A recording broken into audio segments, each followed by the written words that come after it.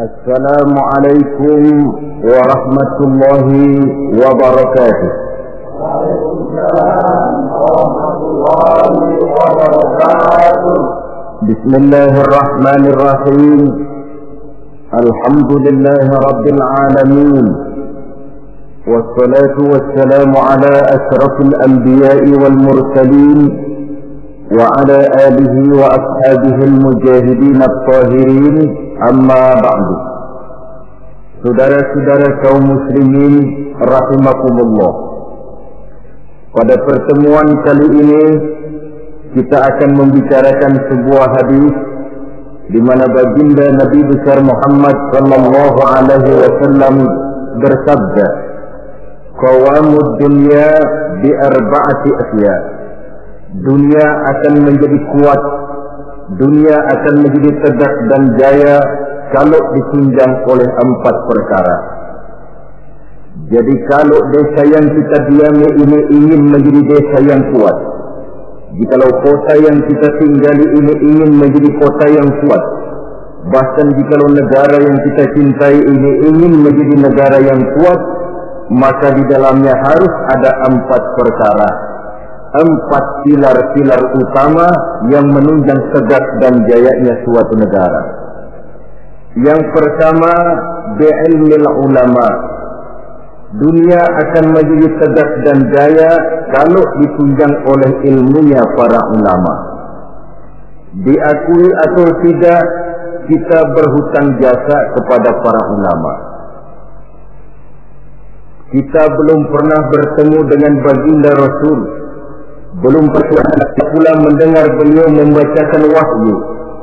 Kalau sekarang sedikit-sedikit kita kenal agama, mengerti halal dan haram, pandai memilah dan memilih antara yang hak dengan yang batil, tahu mana yang pantas dan mana pula yang tercela, kenal Allah adalah Tuhan kita, itu termasuk jasa dan perjuangannya para ulama yang dengan penuh ketekunan dan keikhlasan dari surau ke surau, dari masjid ke masjid, dari desa yang satu ke desa yang lain, daerah-daerah terpencil, naik bukit turun lembah, kehujanan dan kepanasan, tidak digaji, tidak pula mendapat beras, ikhlas karena panggilan jiwa, seluruhnya tidak lain karena tanggung jawab kepada umat.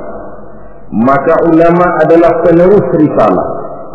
Lebih dari sekedar penerus risalah, ulama adalah pewaris para nabi. Bersabda Rasulullah sallallahu alaihi wasallam, "Al-ulama'u masabihul ardi wa khulafa'ul anbiya'i wa warathatul anbiya." Riwayat Ibnu Adi dari Imam Ali karramallahu wajhah. Artinya, para ulama adalah lampu yang menerangi bumi ini. Para ulama adalah pengganti para nabi-nabi. Para ulama adalah warisanku dan para ulama adalah warisan para nabi-nabi. Saudara-saudara sekalian rahimakumullah, alangkah tingginya martabat ini, alangkah luhur dan mulianya jabatan ini. Para ulama adalah pewaris para nabi. Tetapi jabatan yang tinggi, mulia dan luhur ini bukanlah satu jabatan yang tanpa resiko. Karena kalau ulama adalah pewaris para nabi, kita tahu dari sejarah kehidupan para nabi-nabi terdahulu, tidak ada seorang nabi pun yang perjalanannya dalam mengembangkan risalah lurus dan bertabur bunga di kanan kirinya. Mereka menghadapi berbagai macam rintangan, halangan, fitnahan dan sebagainya dalam rangka menegakkan risalah.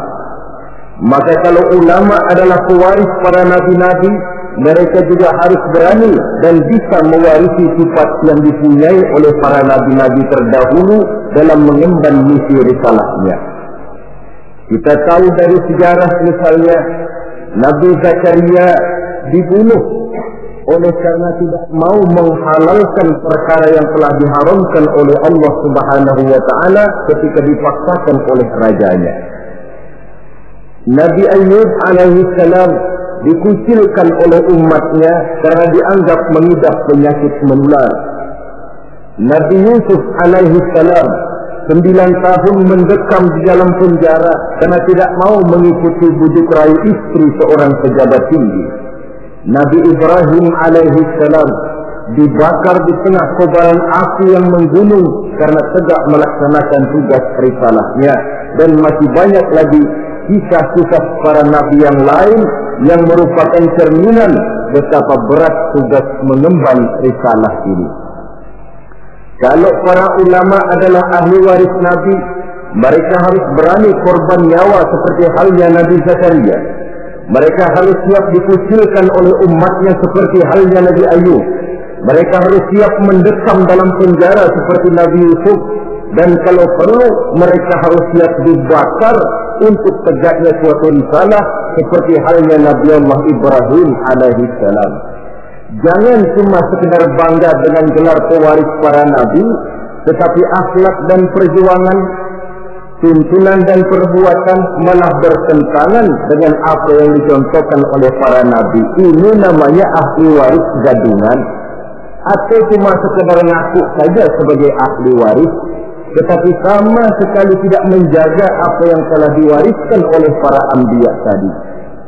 Saudara-saudara kaum muslimin rahimakumullah, pindah dari contoh dari kehidupan para nabi, kita bisa juga mengambil contoh dari kehidupan para ulama-ulama terdahulu.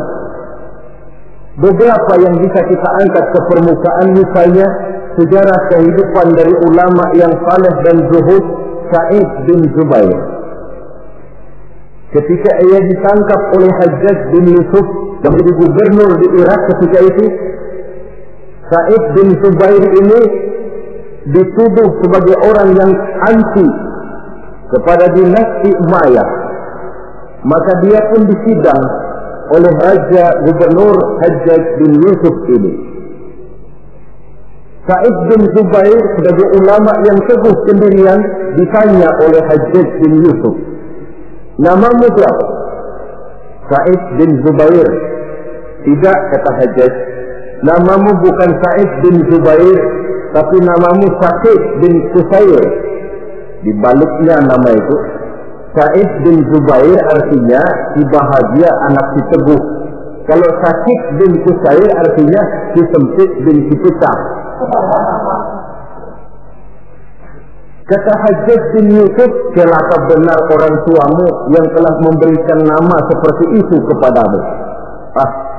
Yang menentukan celaka dan bahagia seseorang itu cuma Allah, kata Sa'id bin Zubair. Diam kamu, kata Hajjaj bin Yusuf. Nanti saya lemparkan kamu ke neraka. Kalau memang kamu yang punya neraka, sudah sejak lama engkau saya jadikan Tuhan, kata Sa'id bin Zubair. Menurut pendapatmu, Imam Ali di surga atau neraka? Kata Hajjaj bin Yusuf, cuma Allah yang menentukan seseorang di surga atau neraka, jawab Sa'id bin Zubair. Menurut pendapatmu, khalifah yang 4 itu mana yang paling baik? Semuanya baik.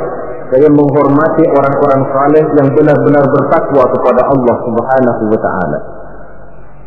Merasa dengan cara kasar, Hajjaj bin Yusuf tidak sanggup mengubah prinsip dan pendirian Sa'id bin Zubair, dirubahnya dengan cara yang halus. Ditawarkannya lah emas, intan dan berlian untuk Sa'id bin Zubair. Apa jawaban Sa'id? Hai Hajjaj bin Yusuf, apakah harta benda yang engkau berikan kepada saya, emas, intan, berlian yang banyak ini, akan bisa menolak kesengsaraan akhirat? Apa artinya gelimangan materi ini kalau saya harus masuk ke dalam neraka? Kata Hajjaj, tidakkah kau mau minta ampun kepada saya? Lebih baik saya mohon ampun kepada Allah. Baik, kalau memang itu pilihanmu, kamu terpaksa saya bunuh. Dibunuh pun keyakinannya tidak bergoyah. Ini contoh dari generasi terdahulu, seorang ulama yang saleh dan zuhud bernama Sa'id bin Zubair. Demikian juga Imam Malik, seorang imam mazhab, pada suatu saat beliau memberikan fatwa bahwa tolak dari seorang suami terhadap istrinya dalam keadaan dipaksa, maka tolaknya itu tidak sah. Begitu juga sumpahnya orang yang terpaksa, sumpahnya pun tidak sah. Yang jadi gubernur di kota Madinah pada waktu itu ialah Ja'far bin Sulaiman Al-Hashimi. Dia tidak senang kepada fatwa ini. Dimintanya Imam Malik untuk mencabut kembali fatwanya. Namun dengan tenang Imam Malik menjawab, saya tidak akan pernah mencabut fatwa yang saya yakin berdasarkan kepada Quran dan Sunnah ini. Apapun resiko yang saya hadapi, saya siap. Malah fatwa itu beliau sebarluaskan, akibatnya Imam Malik ditangkap. Kemudian dihukum berat, dicambuk 70 kali. Sampai pun dikala hendak ajal, bekas cambukan itu masih nampak di punggung beliau yang mulia ini. Saudara-saudara, ketika hal ini diadukan oleh khalifah kepada khalifah, yaitu Abu Mansur, maka Imam Malik dipanggil oleh beliau. Apakah kau ingin membalas perlakuan gubernur Madinah yang sewenang-wenang kepadamu? Jawab Imam Malik, saya tidak akan membalas. Begitu akhlak dari ulama yang teguh pendirian. Demikian juga Imam Ahmad bin Hanbal, yang karena teguh mempertahankan fatwa, prinsip dan pendiriannya, beliau mendekam dalam penjara bahkan sampai melampaui 3 masa kekhalifahan, sejak Al-Ma'mun, Al-Mu'tasim sampai Khalifah Al-Wasir. Ada satu contoh lagi, Imam Nawawi rahimahullah. Beliau tinggal di negeri Syam yang diperintah oleh Raja Zahir Baibars. Suatu saat negeri Syam ini dihantam oleh musim kemarau yang panjang. Rakyat kelaparan, binatang ternak kelaparan, ditambah lagi oleh ancaman dari orang-orang barbar yang sangat mengancam keamanan negara pada waktu itu. Maka satu hari khalifah atau pemimpin Zahir Baibars ini mengumpulkan para ulama untuk meminta persetujuan mereka. Maksud raja ingin mengambil dana dari seluruh rakyat negeri Syam untuk biaya perang mempertahankan negara dari kemungkinan serangan kaum barbar. Sebagian besar para ulama pada waktu itu tertunduk, hanya bisa menyetujui apa yang dikomandokan oleh rajanya ini. Lain dengan Imam Nawawi rahimahullah. Beliau dengan tenang menjawab, Tuan Raja, saya bukan tidak setuju untuk mengambil pajak biaya dari rakyat untuk membiayai perang. Tetapi saya melihat rakyat kita ini sekarang sedang susah dan sengsara. Musim kemarau panjang, binatang ternak mati, rakyat kita sudah cukup susah. Menurut pendapat saya, kata Imam Nawawi, lebih baik tuan-tuan sajalah yang mengeluarkan biaya. Tuan dulu adalah budak dan belum memerdekakan diri tuan. Tuan juga mempunyai budak-budak belian, mempunyai dayang-dayang yang mereka itu berpakaian mewah, bertasakan emas, intan, berlian. Daripada rakyat kecil yang kita peras, Tuan Raja, lebih baik anggota kerajaan saja yang sudah cukup menikmati kekayaan, rakyat yang sudah kadung sengsara, jangan ditambah lagi kesengsaraannya. Raja tentu melotot. Kata raja, Tuan Imam, tidak pantas Tuan bicara macam itu di majlis ini. Kalau Tuan anggap saya tidak pantas bicara semacam itu, ketahuilah, lebih tidak pantas lagi saya ikut memberikan fatwa untuk memeras rakyat yang memang sudah miskin. Kalau begitu keluar saja kamu dari sini. Baik, keluar Imam Nawawi dari kota Damaskus, pulang kembali ke desa beliau, satu desa kecil bernama Nawa, sehingga beliau disebut Nawawi karena kelahiran kota Nawa itu. Setelah Imam Nawawi kembali ke kota Nawa ini, para ulama-ulama yang tadi kagum dengan pendirian imam yang teguh ini, mereka beramai-ramai datang menghadap raja. Tuan Raja, sebaiknya Imam Nawawi jangan diusir. Sebaiknya minta beliau kembali tinggal ke Damaskus, di Damaskus, karena beliau tempat kami bertanya, beliau tempat kami mengadu, beliau pergi kami merasa kehilangan sekali. Raja yang memang marahnya sudah reda, akhirnya membentuk satu panitia, memanggil kembali Imam Nawawi masuk ke kota Damaskus dengan segala kebesaran akan disambut. Apa jawab Imam Nawawi? Selama Raja Zahir Baibas masih tinggal di kota Damaskus, saya tidak akan pernah masuk ke kota Damaskus. Kalau dia sudah keluar dari sana, saya akan baru masuk ke kota Damaskus. Ini satu contoh dari ulama yang teguh memegang prinsip dan pendirian. Demikian juga halnya nasib yang menimpa Ibnu Taimiyah, yang mendekam dan meninggal dalam penjara.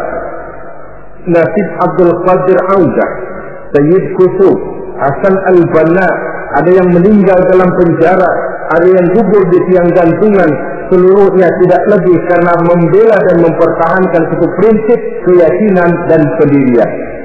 Inilah sikap mental dari yang namanya pewaris para anbiya. Jadi jangan cuma tergoda dengan suatu kebesaran tapi tidak mengerti apa makna kebesaran yang kita pandang itu. Saudara-saudara kaum muslimin rahimakumullah. Dengan demikian maka ulama memang ahli waris para nabi.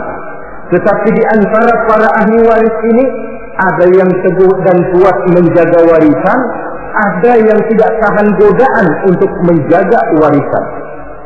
Rasul wafat seolah-olah beliau berkata, "Hai para ulama, aku meninggalkan kamu semua. Aku tidak tinggalkan emas dan berlian. Aku tidak tinggalkan kebun dan pabrik. Aku tinggalkan Islam kepadamu. Engkau adalah ahli warisku. Jagalah Islam ini baik-baik." Tinggallah para ulama yang menjadi ahli waris Nabi. Ada di antara mereka yang teguh menjaga warisan. Walaupun lapar, walaupun haus, walaupun hidup serba miskin, mereka tidak akan pernah menjual warisan. Ulama inilah yang merupakan pewaris yang perlu kita ikuti.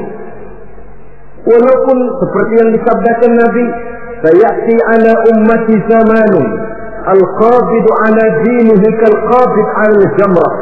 Akan datang satu zaman di tengah umatku, di mana pada zaman itu orang yang kuat dan teguh memegang agama seperti memegang bara di tangan. Dipegang, tangan terbakar, dilepas bara terbuang. Ulama yang teguh menjaga warisan Nabi tidak goyah prinsip keyakinan dan pendiriannya bagaimanapun panasnya dia memegang agama. Sebaliknya di pihak lain ada juga para ulama yang setelah diwariskan Islam oleh Nabi ini, mereka tidak tahan penderitaan, mereka tidak tahan lapar, mereka tidak tahan haus. Daripada tidak punya apa-apa, kan lebih baik punya apa-apa. Daripada kelaparan, kan lebih baik kenyang. Ini ada warisan Nabi bernama Islam, jual saja warisan ini. Maka dijualnya warisan tadi. Turunlah dia dari pewaris Nabi menjadi bekas pewaris dari para nabi-nabi. Saudara-saudara kaum muslimin, ini termasuk dalam hadis yang diriwayatkan oleh Imam Hakim dari Anas, bersabda Rasulullah sallallahu alaihi wasallam, "Wailun li ummati min ulama'i su'i yattakhiduna hadzal ilma tijaratan yadha min umara'i zamanihim rabhan li anfusihim la arbahallahu tijaratahum." Celakalah umatku akibat tingkah laku ulama-ulama yang jahat. Kenapa? Karena ulama merupakan panutan. Kalau seorang yang biasa berbuat salah, salahnya barangkali hanya menjerumuskan dirinya sendiri, paling-paling keluarganya. Tapi kalau seorang ulama salah, sedangkan di masyarakat dia menjadi panutan dan contoh, kesalahannya akan menjerumuskan puluhan, ratusan, ribuan, bahkan mungkin jutaan umat yang mendengar fatwa dan nasihat-nasihatnya. Jika kalau Nabi mengatakan, "Wailun li ummati min ulama'i su", celaka umatku akibat tingkah laku ulama yang jahat perangainya ini. Bagaimana tingkah laku mereka? Kata Nabi, yattaqizuna hadzal ilma tijaratan yabi'unaha min umara'i zamanihim. Mereka mengambil ilmu agama ini sebagai barang dagangan yang mereka jual kepada penguasa zaman mereka. Agama dijadikan semacam ajang bisnis. Hukum halal haram bisa diatur menurut selera penguasa. Yang penting si ulama mendapat keuntungan. Celakalah agama dan celakalah umat. Kalau ulama sudah menjadikan ilmu agama ini sebagai barang dagangan yang diperjualbelikan kepada penguasa di zaman mereka hidup. Dengan harapan apa? Rabahan li anfusihim, mengharap keuntungan bagi diri mereka sendiri. La arbahallahu tijaratahum. Nabi menjanjikan Allah sama sekali tidak akan menguntungkan perniagaan mereka itu. Saudara-saudara kaum muslimin rahimakumullah. Kadang-kadang waktu belum dapat apa-apa suaranya nyaring. Ustaz, ini hukumnya apa? Waktu belum dapat apa-apa, tapi sedikit dapat duit mulai ditelok suaranya. Yang tadinya bilang nyata-nyata haram, sekarang halal.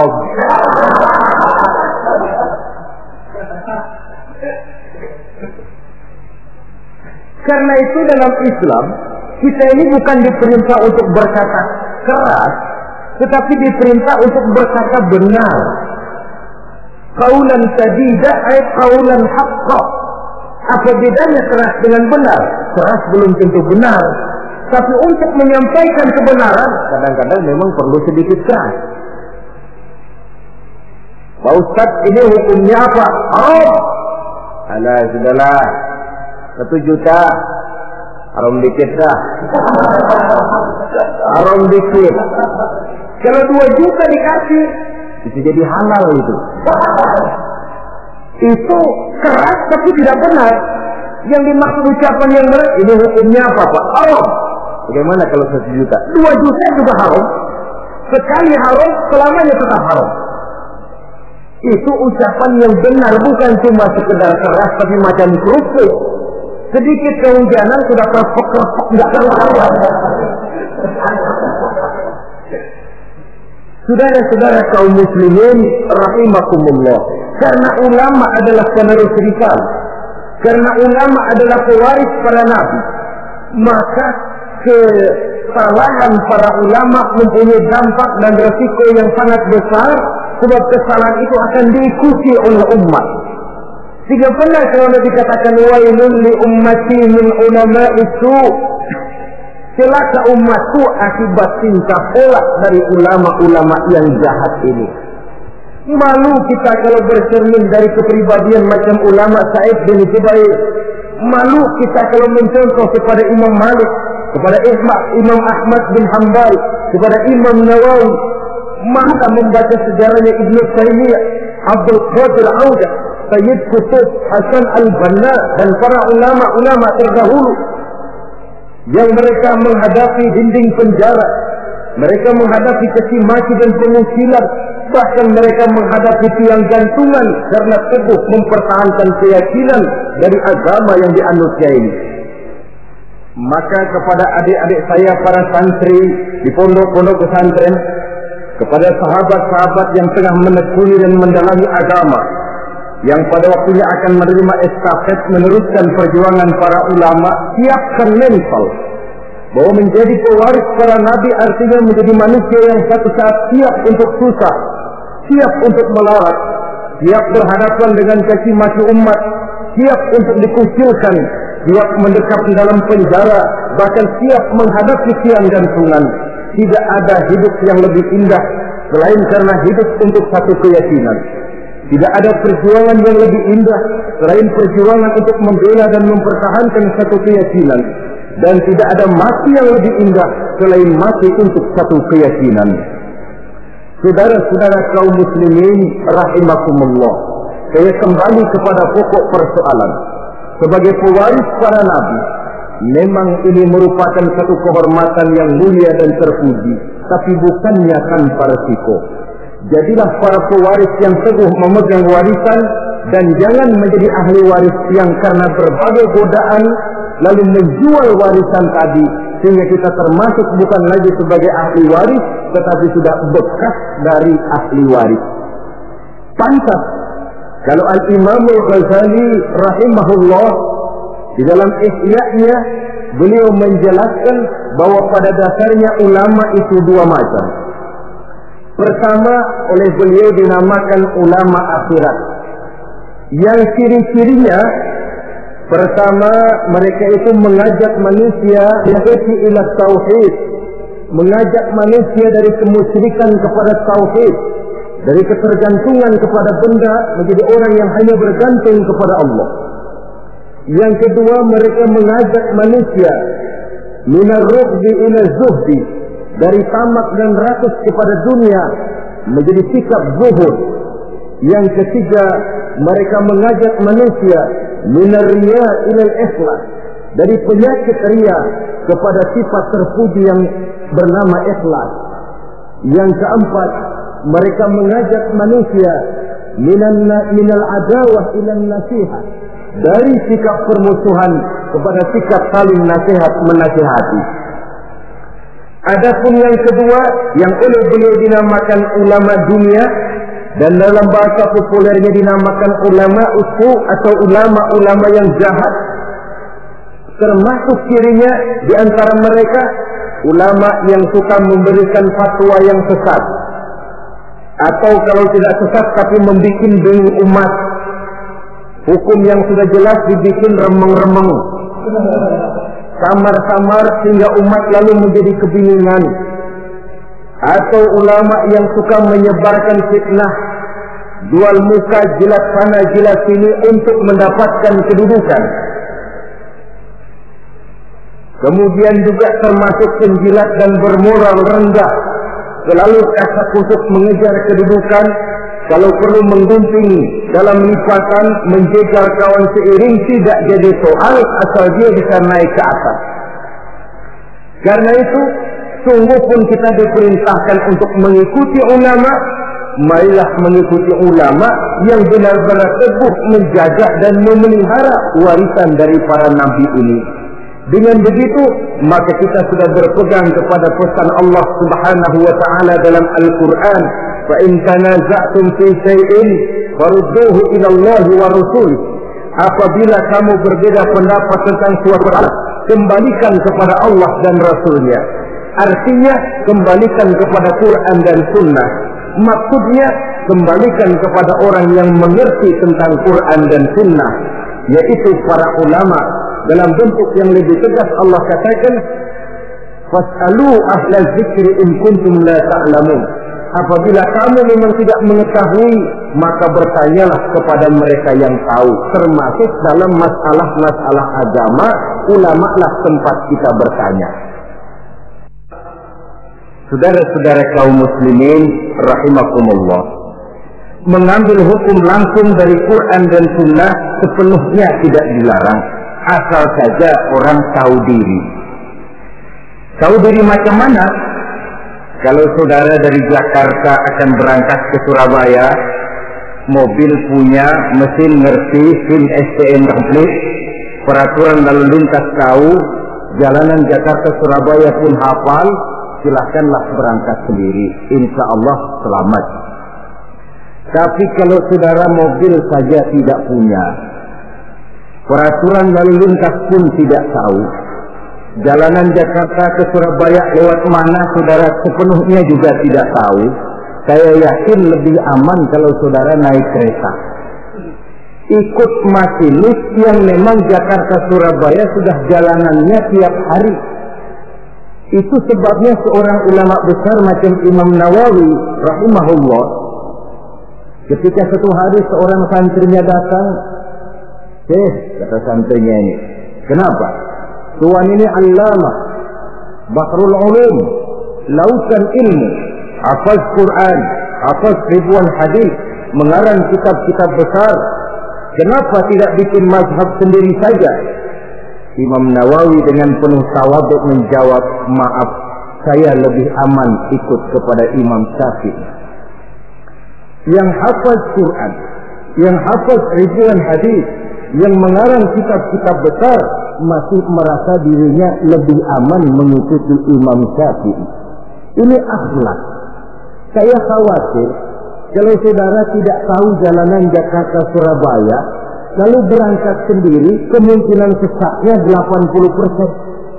Mau berangkat ke Surabaya, tahu-tahu jebulnya bisa di Gunung Kidul. Kalau cuma sekedar saudara yang sesat, barangkali resikonya pribadi. Tapi untuk menyesatkan orang, inilah yang jadi masalah. Kita di awal tadi saya katakan belum pernah bertemu Rasul.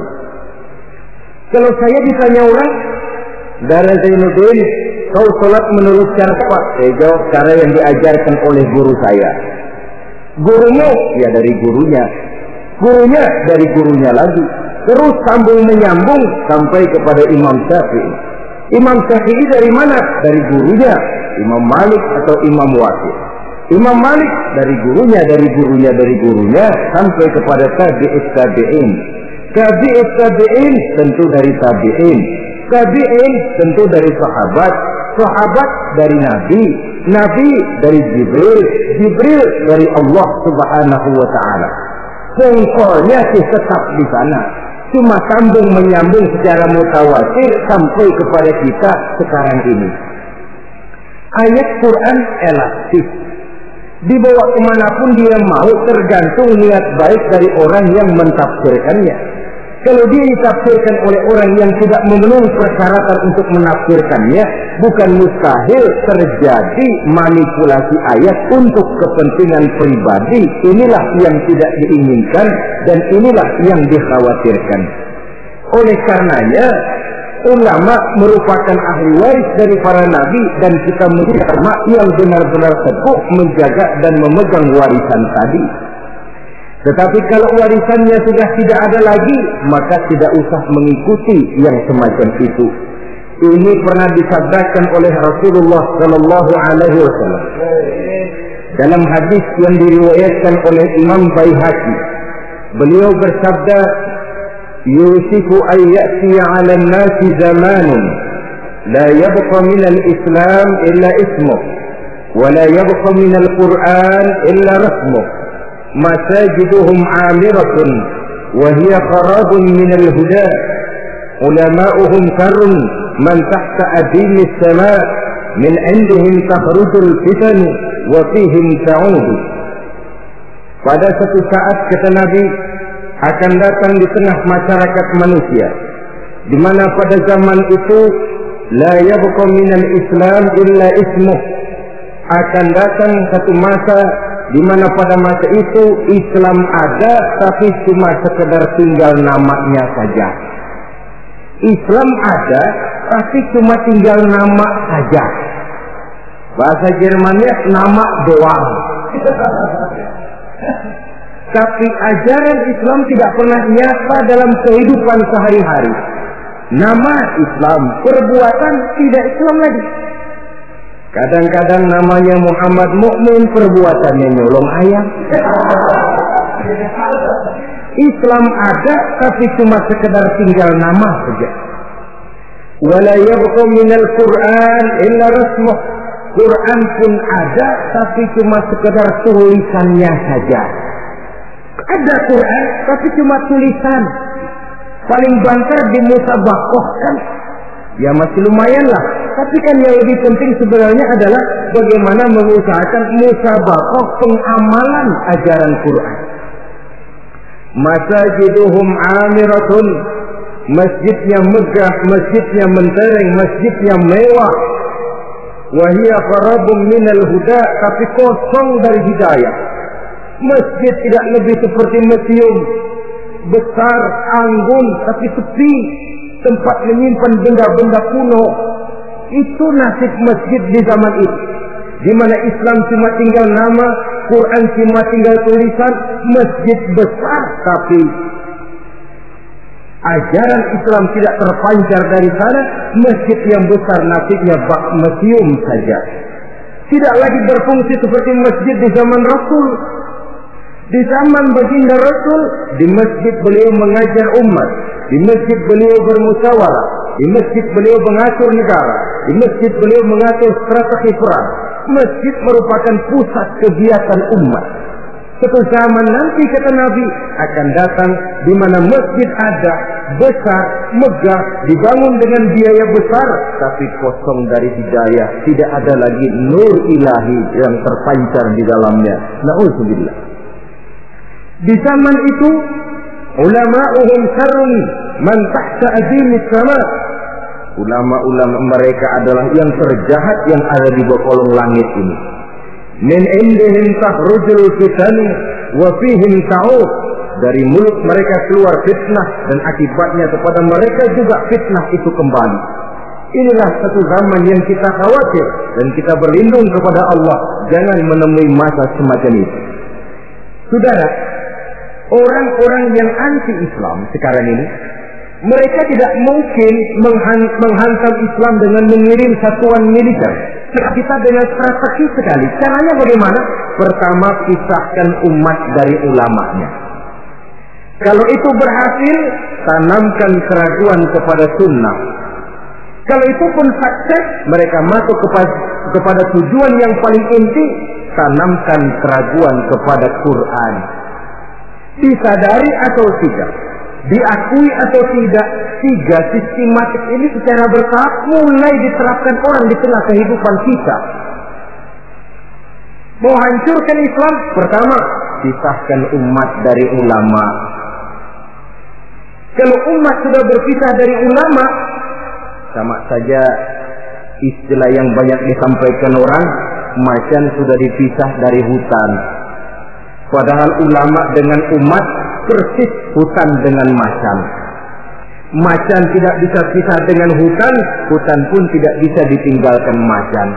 Kenapa? Saudara lihat saja, kalau hutan sudah ditinggalkan oleh macan, maka biasanya hutan yang tidak ada macannya tidak jadi hutan yang serem, disembarangi orang. Datang petani nebang pohon seenaknya. Kenapa kok berani? Hutannya nggak ada macannya. Datang kambing buang najis seenaknya. Kok berani? Hutannya nggak ada macannya. Datang badak nyeruduk seenaknya. Kok berani? Hutan tidak ada macannya. Maka satu desa, satu kampung, satu kota, kalau tidak ada ulamanya, biasanya disembarangi orang.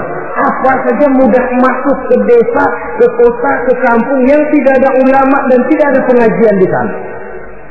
Datang ingkar sunnah masuk. Datang Islam jamaah masuk. Datang Islam sejati masuk. Datang pikiran yang merusak Islam pun masuk. Kenapa? Hutan tidak ada macannya, disembarangi orang. Sebaliknya pun, macan juga kalau sudah tidak tinggal di dalam hutan, biasanya akan jadi tontonan.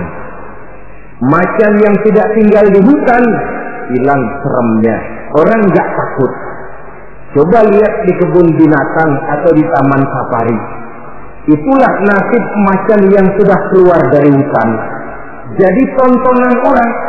Bahkan anak kecil berani lihat dari dekat, nunjuk lagi. Macan lucu ya. Lucu katanya. Ya Allah. Jadi macan kalau sudah meninggalkan hutan, macan lucu. Ini ulama kiai kalau sudah meninggalkan jamaahnya, meninggalkan pesantren, meninggalkan masjid, meninggalkan umat, kiai lucu.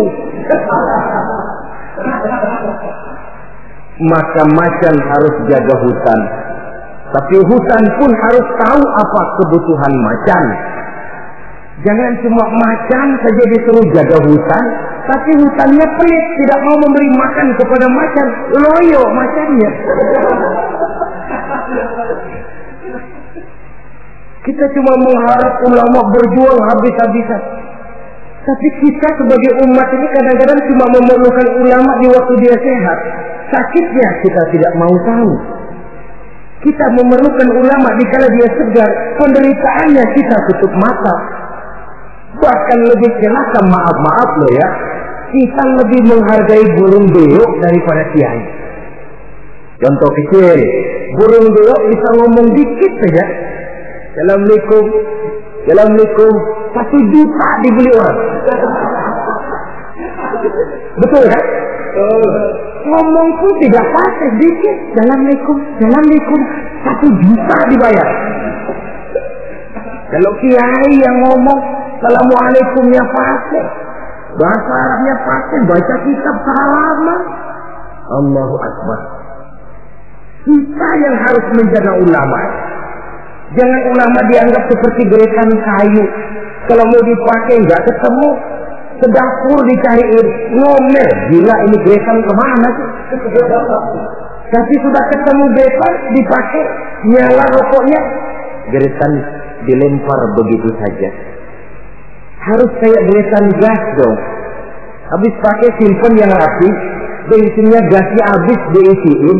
Kita yang berkewajiban menjaga ulama. Ulama tidak minta dihargai, kewajiban kita menghargai ulama. Ulama tidak minta dihormati, tugas kita menghormati ulama. Saudara-saudara kaum muslimin rahimakumullah. Jadi tahap pertama, pisahkan umat dari ulama. Kalau ini berhasil, mereka masuk kepada ronde yang kedua, tanamkan keraguan kepada sunnah. Sebenarnya bukan cuma ulama yang manusia, Nabi juga manusia. Sebagai manusia kan beliau bisa saja salah, dan ternyata hadis banyak yang palsu. Yang otentik cuma Quran, selebihnya adalah sejarah. Karena itu Quran saja, sunnah tidak ada. Dan ingkar sunnah ini bukan soal baru. Di akhir Khawarij, masa Khawarij sudah ada orang-orang yang ingkar sunnah. Sama saja dengan orang yang ibu jari, jempolnya ini luka, lalu berpikir daripada jempol luka, lebih baik tangan kita ini dipotong saja, nanti kan jempolnya nggak sakit. Memang jempolnya nggak sakit, kenapa? Sebab nggak punya tangan. Kalau toh hadis memang ada yang palsu, kenapa tidak yang palsu itu saja yang disingkirkan? Kan masih banyak hadis yang sahih, hasan, dan lain sebagainya. Itu perlunya ilmu mustalahul hadis. Saudara-saudara kaum muslimin rahimakumullah. Kalau ini pun berhasil, mereka akan masuk kepada yang paling target utama, menanamkan keraguan kepada Al-Quranul Karim. Ini Quran lahir 14 abad yang lalu dan berhasil menjawab tantangan zaman itu. Ini namanya pola pikir yang kata mereka dialektika historis, berpikir menurut dialeknya sejarah. Sekarang adalah abad neutron, abad challenger, abad komputer. Masih mampukah Quran yang lahir di zaman onta menjawab tantangan zaman ini? Ditanamkan keraguan kepada sunnah. Mereka cari ayat-ayat, spesialisnya mencari ayat-ayat untuk menghantam kelemahan kita itu sendiri. Saudara-saudara, sistematiknya begitu. Dipisahkan kita dari ulama, ditanamkan keraguan kepada sunnah, dan klimaks paling puncak ditanamkan keraguan kepada Al-Quranul Karim. Nah, masalahnya sekarang tentang kita dan ulama. Orang makin mengakui bahwa ulama sekarang ini sudah merupakan jenis makhluk langka. Bahkan barangkali sudah harus dilindungi dari kepunahan. Kenapa ulama makin langka? Pertama, ulama ini, orang jadi ulama itu bukan dapat SK dari pemerintah atau aparat-aparatnya, tidak. Ulama itu lahir karena legitimasi umat, pengakuan umat. Ilmunya diakui, akhlak, ibadah, dan perjuangannya jadi panutan, umat lalu memberikan gelar kiai ulama. Oleh karena itu dia dikatakan pemimpin non formal. SK-nya di tangan umat, maka tidak kenal pensiun. Apa pernah saudara dengar ada pensiunan kiai? Anu loh Pak, dia itu dulunya kiai besar, sekarang sudah pensiun. Kalau yang pejabat mantan itu banyak, mantan camat, mantan gubernur, mantan menteri, tapi mantan ulama, alhamdulillah. Sebab kalau sudah soal mantan, soal bekas, mending bekas maling loh daripada bekas kiai. Sebab apa? Bekas maling ada harapan jadi ustaz. Tapi bekas kiai jangan-jangan maling itu. SK-nya di tangan umat. Karena itu akar seorang ulama, akar seorang kiai ke bawah, bukan ke atas. Kalau kerjanya cuma menjilat ke atas, ke bawah dilupakan, satu-satu dia tidak akan terpakai. Yang celaka, di atas tidak bergantung, ke bawah tidak berakar. Loyalitas seorang ulama, titik berat perjuangan ulama, ke umat, bukan ke atas. Kalau ke atas targetnya, dia bisa pensiun. Kalau pensiun datang, sedangkan umat sudah kadang mencorengnya, itu namanya ke atas tidak bergantung, ke bawah tidak berakar. Jadilah si ulama eceng gondok. Tahu eceng gondok? Tanaman yang tidak ya walaupun ada akarnya tapi ngambang. Kemana dia mengalir? Kemana dia bergerak? Ya kemana air mengalir. Air ngalor, air ngidul. Tidak punya satu prinsip yang teguh. Kemana air bergerak, ke sana dia pergi. Itulah sebabnya sulit sekali langkah ulama itu, karena seleksi umat, seleksi sosial ini ketat. Saudara hadirin yang saya hormati, jadi penyebab kelangkaan yang pertama karena ulama itu melalui seleksi sosial. Legitimasinya di tangan umat, SK-nya umat. Maka ulama saya katakan tadi tidak pernah kenal pensiun dan tidak terikat PGPN, peraturan gaji pegawai negeri. Ulama itu terikat oleh PGPT, peraturan gaji pegawai Tuhan. Jam kantornya 24 jam. Kapan umat perlukan, dia mesti berangkat. Di sisi lain, ulama memang seperti benda keramik. Makin tua, makin antik, makin dikejar orang, makin mahal harganya. Tuh, barang-barang keramik peninggalan dinasti Ming. Itu kan ratusan tahun yang lalu. Makin tua, makin dikejar dan diburu orang, makin mahal harganya. Saudara-saudara kaum muslimin rahimakumullah. Yang kedua memang kurangnya minat orang untuk belajar agama. Pendidikan agama di mata umat Islam anak tiri. Orang tua muslim tidak bangga memasukkan anaknya ke madrasah, ke pondok-pondok pesantren atau ke sekolah-sekolah yang bernafaskan agama. Nasib madrasah, pesantren, anak tiri. Kadang-kadang yang lebih parah, pesantren dianggap penampungan anak nakal. Kalau anaknya udah sangar, tukang berantem, sudah kirim ke pondok saja kali jadi baik. Kirim ke pondok.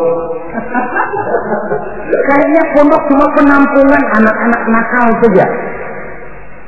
Ada kesan menganak-tirikan, tidak bangga anak masuk madrasah. Latar belakangnya apa? Latar belakangnya karena pemikiran perut. Sekolah sama dengan ijazah, ijazah sama dengan lapangan kerja. Kalau tidak jadi pegawai negeri, mati. Pola pemikiran perut. Timbul masalah.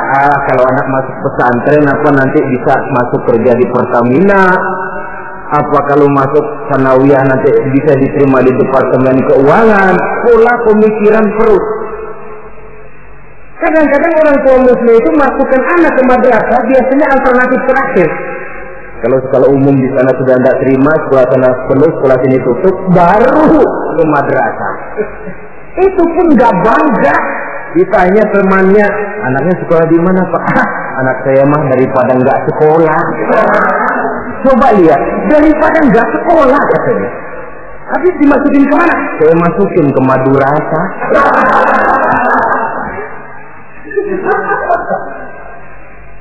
Padahal satu hadis Nabi pernah memberikan gambaran.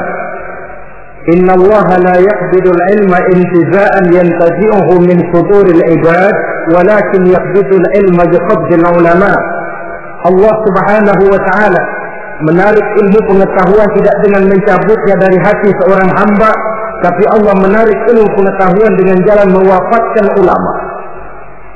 Dan kenyataan mengajarkan kalau lurah mati, hari ini dia mati, besok naik gantinya. Camat meninggal, lusa dilantik gantinya. Jenderal wafat, tahun depan minggu depan naik gantinya. Tapi kalau sudah kiai wafat, ulama meninggal, 5, 10, 15, 20 tahun yang akan datang, belum tentu akan muncul gantinya. Saudara-saudara kaum muslimin rahimakumullah, dua penyebab ini yang menyebabkan langkahnya ulama. Di antara yang langka itu pun lebih langka lagi yang teguh dan kuat memegang warisan. Oleh karenanya kita mempunyai pengharapan yang besar. Apalagi seorang ulama tidak mutlak harus muncul dari pondok pesantren.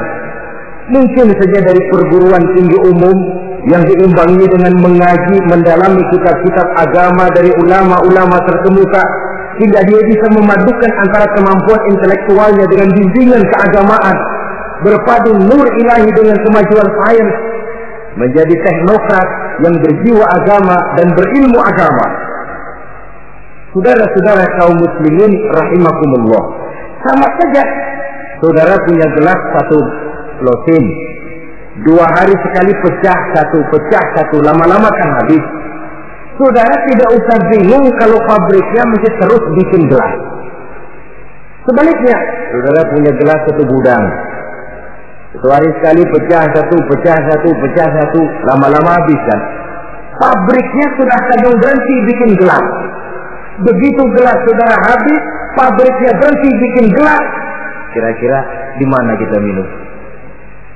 Bisa pakai tangan, bisa dibasok, bisa pakai daun lah. Ulama wafat, kita sedih, tapi tidak usah bingung kalau pabrik yang bikin ulama itu masih jalan terus. Apakah itu majelis taklim, pondok-pondok pesantren, pembinaan keagamaan secara intensif, karena memang makin ke depan tantangan ini makin tidak ringan. Diperlukan ulama-ulama yang sanggup menjawab tantangan zamannya, karena menyampaikan Islam berarti memberikan jawaban Islam terhadap masalah-masalah kehidupan. Saudara-saudara kaum muslimin rahimakumullah, sebuah riwayat ingin saya sampaikan menutup uraian yang singkat ini. Di zaman Bani Israel hiduplah 7 orang ulama yang masih muda-muda. 7 orang ulama yang masih muda ini mereka teguh dan kuat memegang agamanya, walaupun mereka tinggal di masa pemerintahan yang zalim dan memusuhi mereka. Mereka tidak goyah barang sedikit pun. Kemana ulama yang 7 orang ini pergi dakwah, mereka dicaci maki, dikejar-kejar, difitnah. Nah, ulama yang 7 orang ini diikuti dengan setia oleh seekor anjing. Kemana ulama yang 7 pergi dakwah, anjing ikut. Ulama yang 7 orang dikejar-kejar, anjing diuber-uber. Ulama yang 7 orang dicaci maki, anjing diomelin. Ulama yang 7 orang dilontari dengan batu, anjing pun disambitin dengan batu sampai patah kaki depannya si anjing karena setia mengikuti ulama yang 7 orang itu. Akhirnya 7 orang ulama dan seekor anjing ini mereka uzlah, sembunyi dan nyepi dalam sebuah gua. Mereka tidur di dalam gua itu 309 tahun lamanya, yang dikenal dalam Al-Quran dengan peristiwa Ashabul Kahfi. Ringkas cerita, nanti di akhirat, dikala setiap orang sibuk dengan urusannya masing-masing, sehingga sangat boleh jadi saudara tidak sempat memikirkan saudaranya, istri tidak sempat memikirkan suaminya, bapak tidak sempat memikirkan anaknya. Tiap orang sibuk dengan urusan masing-masing. Dalam suasana sibuk macam itu, tiba-tiba terdengar pengumuman dari bawah aras. Pengumumannya kalau bahasa kita begini. Pengumuman ditujukan kepada penduduk padang mahsyar, sebentar lagi 7 orang ulama akan masuk surga. Hadirin diminta supaya berdiri. Kagum penduduk mahsyar, masya Allah siapa orangnya. Kita dihisab saja belum, ini sudah diperintahkan masuk surga tanpa dihisab. Diri mereka mau lihat.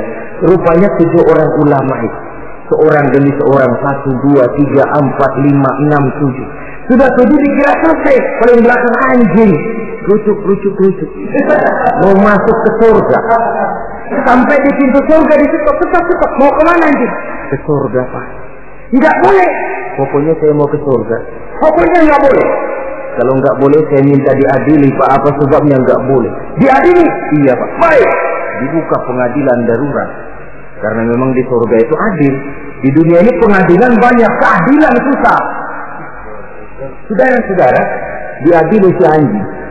Hasil pengadilan memutuskan anjing tidak berhak masuk surga. Naik banding. Anjing, kenapa kamu merasa berhak masuk surga? Saya, Pak, waktu di dunia setia mengikuti ulama yang 7 orang itu, Pak. Kemana mereka pergi dakwah saya ikut. Mereka dicaci maki, saya diomeli. Mereka dikejar-kejar. Ini kaki depan saya pakai ngikutin dia tuh, Pak. Masa mereka enak-enakan ke surga, saya ditinggal di sini, saya menuntut keadilan. Akhirnya turun perintah Allah. Ridwan, ada khilahul jannah. Ridwan, masukkan si anjing ke dalam surga. Perintah dari Allah. Jadi di antara binatang yang masuk surga itu nanti, selain ontaknya Nabi Soleh, semutnya Nabi Sulaiman, semutnya Sulaiman, termasuk anjingnya Ashabul Kahfi. Logikanya, kalau anjing saja setia ikut ulama bisa sampai ke surga, boleh masa iya manusia ikut ulama tidak masuk surga, protes. Asal ikutnya betul-betul ikut, yang diikuti betul-betul ulama. Kalau ikutnya ikut-ikutan, yang diikuti pun ulama-ulamaan, saya takut nanti dapat surga-surgaan.